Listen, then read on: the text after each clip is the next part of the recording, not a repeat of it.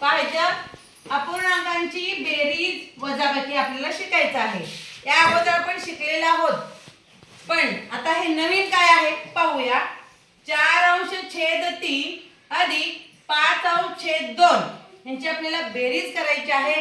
पण आपण थोडे निरीक्षण करूया की छेद काय आहे। इथं 3 आहे, इथं 2 आहे, म्हणजे दोन्हींचे छेद भिन्न आहेत। भिन्न छेदांची वजाबाकी किंवा बेरीज करत असताना अगोदर छेद समान करून घ्यायचा आहे। 4/3 घ्यायचं अगोदर।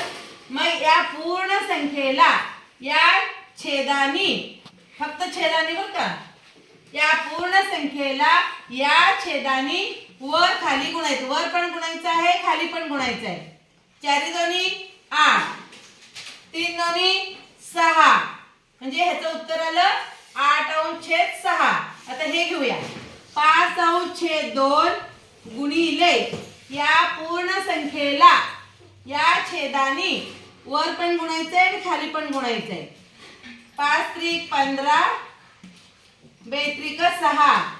पाहायचं 8/6 आलेला आहे पहिलं, आणि इथं बेरीज चिन्ह आहे म्हणून आपण बेरीज करायचं आहे 15/6। आता थोडं निरीक्षण करा की छेद समान झालेले आहेत। छेद समान झाल्यावर फक्त वरच्याची बेरीज 8 अधिक 15 अंश छेद किती 6। 8 आणि 15 ची बेरीज करायचं आहे, म्हणजे 23 उत्तर येणार आहे।